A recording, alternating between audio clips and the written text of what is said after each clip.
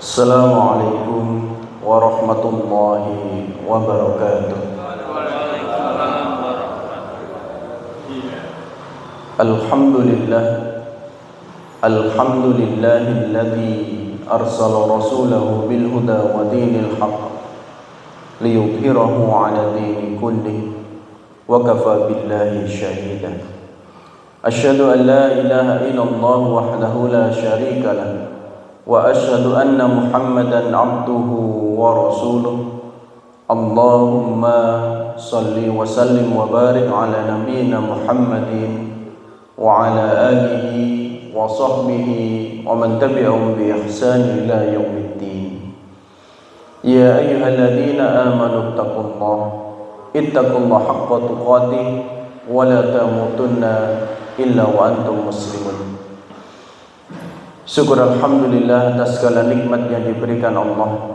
Mari kita memanfaatkan nikmat yang diberikan Allah untuk meningkatkan iman dan takwa kita kepada Allah. Dan salawat serta salam senantiasa tercurahkan kepada Rasulullah Muhammad sallallahu alaihi wasallam. Bapak-bapak, ibu-ibu hadirin, kita sampai di bab ke-183. Diberi judul memperbaiki hubungan di antara sesama manusia.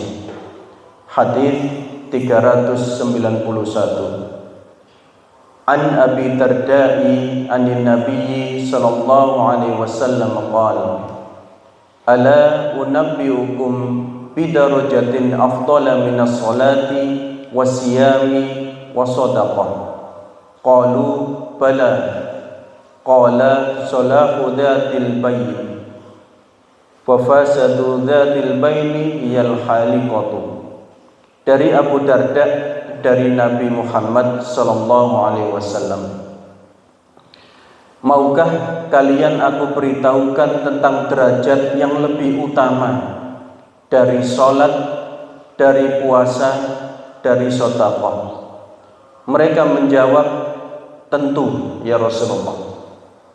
Beliau lalu bersabda, memperbaiki hubungan di antara sesama, sedangkan merusak hubungan di antara sesama adalah menggunduli atau memangkas agama.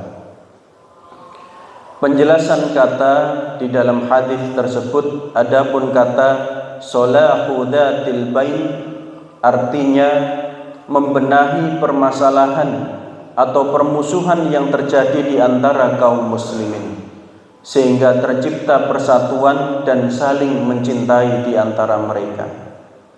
Adapun kalimat wa fasadu dzatil bayn hiyal khaliqatu bermakna rusaknya hubungan di antara orang-orang yang mempunyai permasalahan adalah suatu keadaan yang bisa memangkas habis agama hingga ke dasarnya, sebagaimana pisau cukur yang memotong habis rambut kepala. Kandungan hadis, dalam hadis ini terdapat anjuran dan dorongan agar berusaha memperbaiki, mendamaikan hubungan di antara orang-orang yang bermasalah dan berusaha menjauhkan kerusakan hubungan mereka. Perdamaian adalah sebab utama untuk berpegang teguh pada tali agama Allah dan terhindar dari perpecahan di antara kaum muslimin. Sedang rusaknya hubungan adalah kerusakan dalam agama. Bapak-bapak dan ibu-ibu, hadis ini mengingatkan kita bahwa ada ikatan yang kuat di antara mereka yang beriman kepada Allah. Ada ikatan yang kuat sesama umat Islam. Kita mengenal dengan istilah ada ukhuwah Islamiyah, yang hari ini ukhuwah Islamiyah ini sudah jarang terdengar di antara kita. Kita lebih cenderung lebih kuat mengurusi diri kita sendiri, atau suatu kelompok organisasi akan lebih kuat mengurusi organisasinya sendiri, bahkan cenderung fanatisme itu lebih kuat di komunitasnya daripada di agamanya. Mereka yang mencintai bola, mencintai sepak bola, bisa kita temukan jauh lebih fanatik dibandingkan keislamannya. Kita bisa menemukan itu. Kita bisa menemukan diri kita ketika mencintai suatu hobi dengan komunitas kita bisa jauh lebih fanatik dibandingkan dengan keislaman kita. Nah, diantaranya Bapak dan Ibu, hari ini sebagai seorang muslim, kita ini butuh menjadi pribadi yang bijak. Sebagaimana kemarin di dalam buku Ustadz Rumrawi disampaikan, mukmin yang seutuhnya itu yang akidahnya benar, yang ibadahnya benar, yang etikanya benar. 3 poin penting. Akidah kita sudah benar, alhamdulillah. Bagaimana dengan ibadah kita? Sudah benar apa belum? Ibadah kita sudah benar, bagaimana dengan kelakuan kita, attitude kita, adab kita, sudah benar apa belum? Dan diantara yang diingatkan Rasulullah Muhammad SAW kaitannya dengan menyatukan hati manusia, menyatukan hati umat Islam, mendamaikan orang yang berusaha mendamaikan saudaranya yang sedang ada masalah, keutamaannya dibandingkan sholat, dibandingkan siam, dibandingkan sedekah, ternyata lebih utama. Sekali lagi, mendamaikan saudara kita sesama muslim yang bermasalah itu ternyata lebih utama dari sholat, puasa, dan sedekah. Terus apakah maksudnya tidak perlu sholat, tidak perlu puasa, tidak perlu sedekah? Mboten. Hal itu tetap menjadi kewajiban kita. Sholat kita, siam Ramadan kita, sedekah kita, itu tetap menjadi hal yang harus kita laksanakan. Namun mendamaikan saudara kita yang bermasalah itu ternyata posisinya lebih afdol, lebih utama. Kenapa begitu penting? Tadi disampaikan, rusaknya hubungan di antara orang-orang yang mempunyai permasalahan. Ada masalah sampai kemudian silaturahim terputus, sampai kemudian orang-orang ini kehilangan persaudaraannya sesama muslim. Itu ternyata keadaan yang bisa memangkas habis agama sampai ke dasar-dasarnya. Bukankah hal itu sangat menakutkan? Sebagaimana pisau cukur yang memotong habis rambut di kepala, bersih sudah. Tanda-tanda akidah hilang, tanda-tanda ibadah hilang, etika juga hilang. Bapak dan Ibu, sebagai muslim, sebagai seorang dai, ada hal penting yang hari ini harus dimiliki. Ada karakter penting yang harus dimiliki hari ini. Yang pertama, kita harus bisa lebih legowo. Yang pertama, kita harus lebih bisa legowo. Legowo ini bahasa Indonesia ini apa? Ikhlas. Bukan bahasa Arab ikhlas ini. Kita harus lebih lapang dada, betul. Lebih legowo, lebih ikhlas, lebih lapang dada. Saya ingin sedikit menyampaikan apa yang pernah kami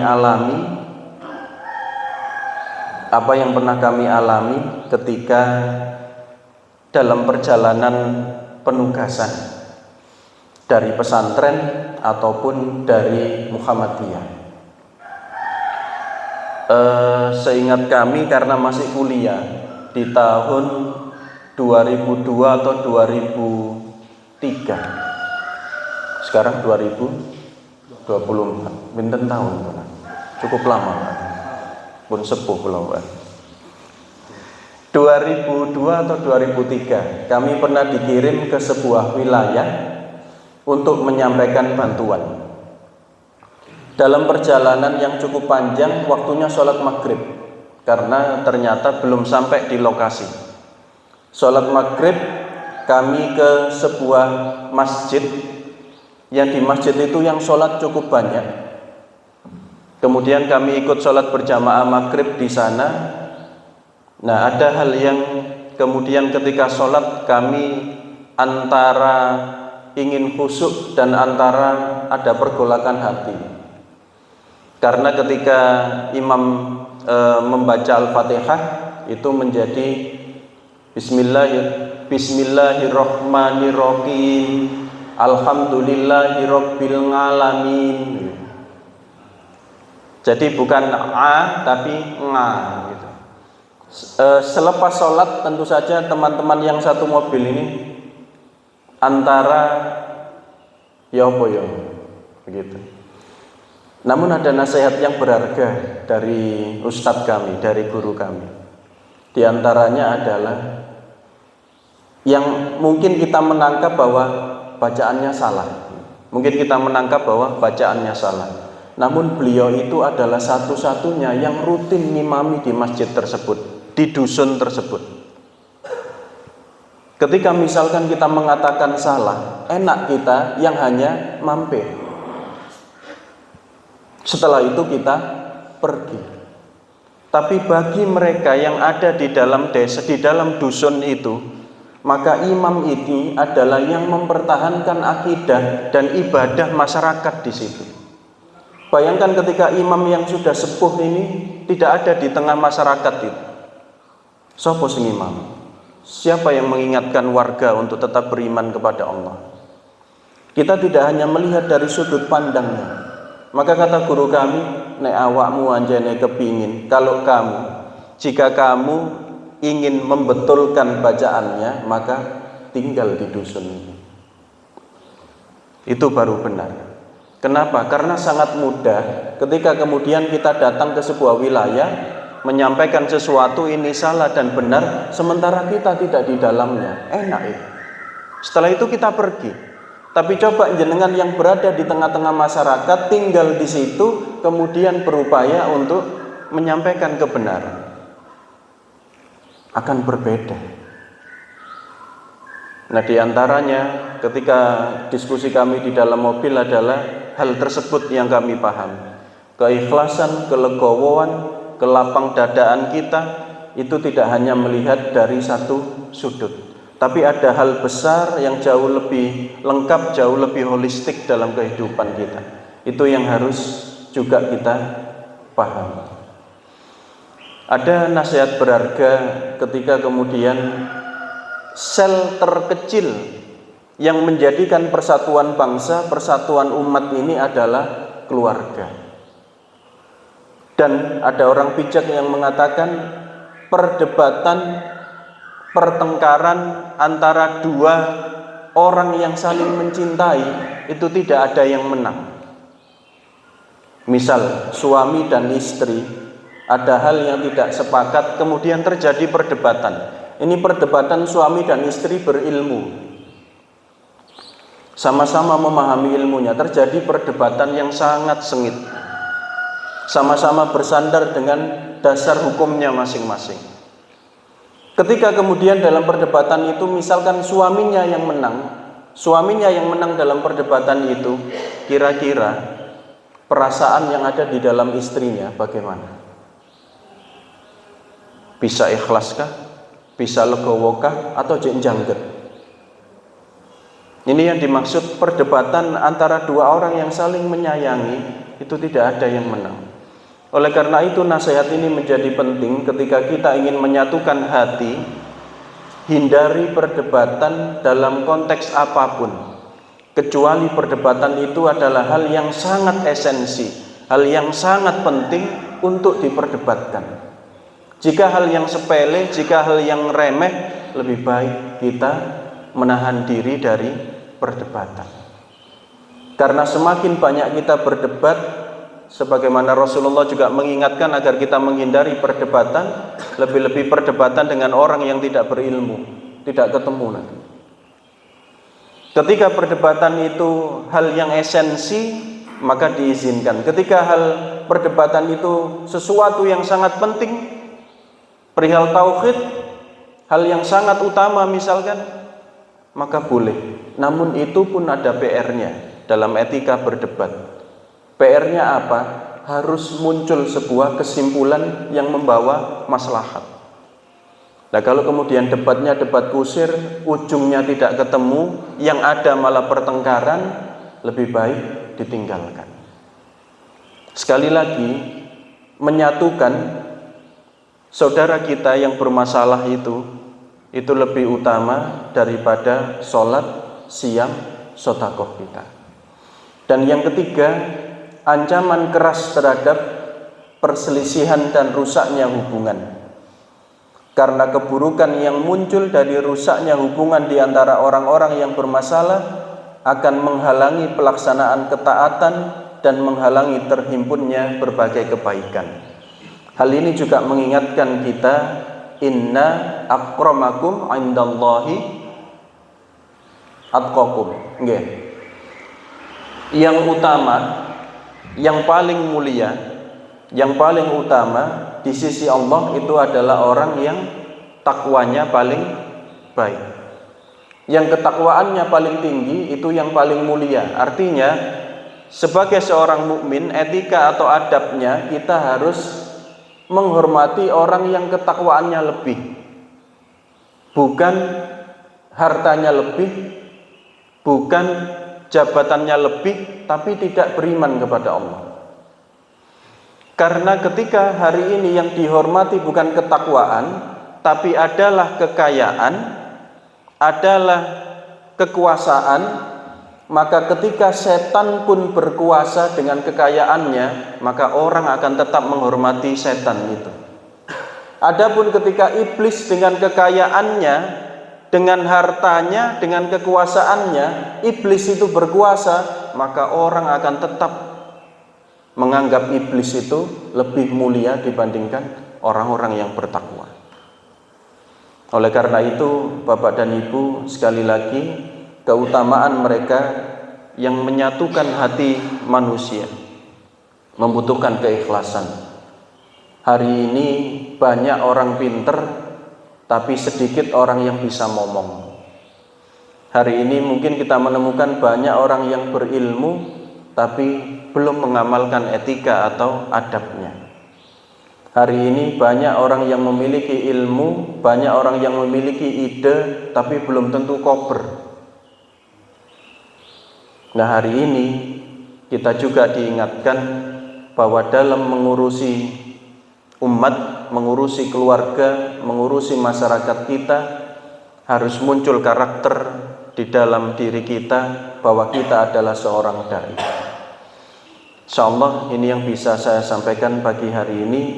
Mudah-mudahan bermanfaat. Ihdinas siratal mustaqim. Wassalamualaikum warahmatullahi wabarakatuh.